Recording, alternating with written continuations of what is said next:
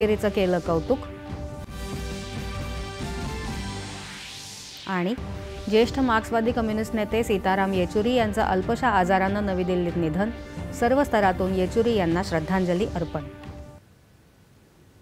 नमस्कार, 9:30च्या बातमीपत्रात मी जाई वैशंपायन आपलं स्वागत करते। पाहूया बातम्या विस्तारानं। भारताच्या विकास यात्रेत नागरी हवाई वाहतूक क्षेत्राची खूप मोठी भूमिका आहे। वेगानं वाढणारा मध्यम वर्ग आणि त्यांच्या वाढत्या आकांक्षा हवाई वाहतूक क्षेत्राला मोठी चालना देणाऱ्या आहेत, असं पंतप्रधान नरेंद्र मोदी यांनी म्हटलं आहे। नवी दिल्लीत आयोजित नागरी विमान वाहतुकीवरील दुसऱ्या आशिया प्रशांत मंत्रिस्तरीय परिषदेत ते आज बोलत होते। हवाई वाहतूक सर्वसामान्यांच्या आवाक्यात आणण्याचं आमचं उद्दिष्ट आहे। तसंच हवाई वाहतूक सुरक्षित आणि परवडणारी बनवण्यासाठी आम्ही काम करतो आहोत। त्या दृष्टीनं दिल्ली घोषणापत्रातल्या तरतुदी अत्यंत उपयुक्त ठरतील, असं पंतप्रधान म्हणाले।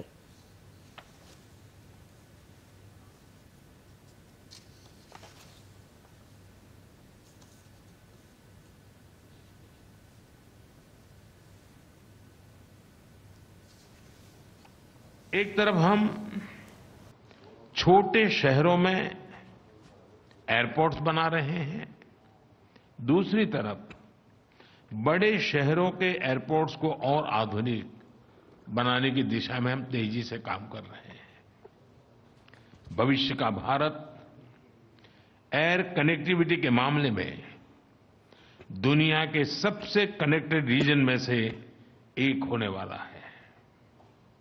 इसका एहसास हमारी एयरलाइंस को भी है। यही कारण है कि भारत के एयरलाइंस ने 1200 से ज्यादा नए एयरक्राफ्ट के ऑर्डर दिए हैं। सिविल एविएशन की ग्रोथ प्लेन्स और एयरपोर्ट्स तक सीमित नहीं है। भारत में एविएशन सेक्टर जॉब क्रिएशन को भी गति दे रहा है।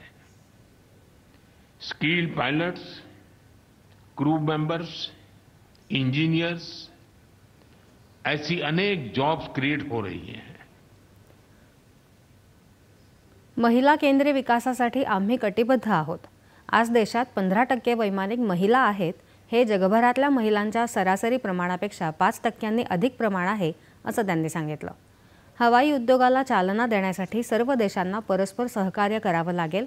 त्या दृष्टीनं आंतरराष्ट्रीय बुद्धिस्ट सर्किट विकसित करण्याचा सल्ला पंतप्रधानांनी दिला।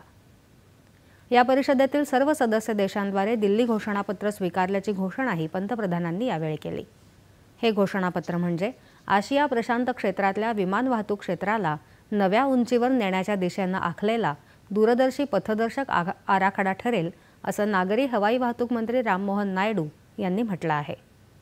तिथं आयोजित प्रदर्शनाचंही पंतप्रधानांनी आज अवलोकन केलं।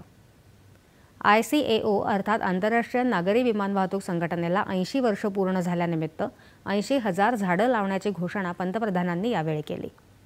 या संघटनेच्या सहकार्यानं नागरी विमान वाहतूक मंत्रालयानं या परिषदेचं आयोजन केलं असून संपूर्ण आशिया प्रशांत प्रदेशातील परिवहन आणि विमान वाहतूक क्षेत्राचे मंत्री, नियामक संस्था आणि उद्योग तज्ज्ञ या निमित्तानं एकत्र आले आहेत।